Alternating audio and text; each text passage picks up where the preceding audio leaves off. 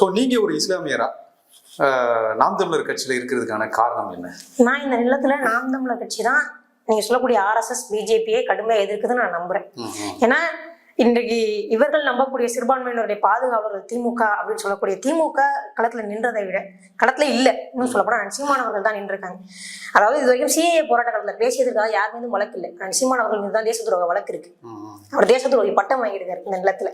அதே போல சீமான் சங்கி அப்படின்னா காஷ்மீர் விடுதலை போராளி யாசின் மாலிக்கை கூட்டிட்டு வந்து கடலூர்ல மேடை போட வேண்டிய அவசியம் என்ன? அவர் பாஜகவுடைய பிடிமா இருந்தா அவர் RSS உடைய முகமாக இருந்தா யாசின் மாலிக்கை அழைச்சிட்டு வந்து ஏன் கடலூர்ல மேடை போடணும்? யாசின் மாலிக்கை இன விடுதலை போராளின்னு அடையாளப்படுத்தணும். அதே போல இந்த பாபர் மசூதி இடிப்பு தீர்ப்பு வந்த போது இது வந்து நீதி, இது தீர்ப்பு தானே தவிர நீதி அல்ல அப்படின்னாரு.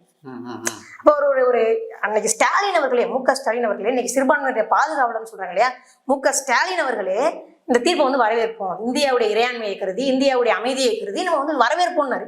ஆனா சீமான் அவர்கள் தான் சொன்னாரு இது தீர்ப்பு தான், நீதி கிடையாதுன்னாரு. அப்படி இஸ்லாமிய மக்களுடைய எல்லா சிக்கல்களுக்கும் இந்த காலத்துல நின்றது நாம் தமிழர் கட்சியும்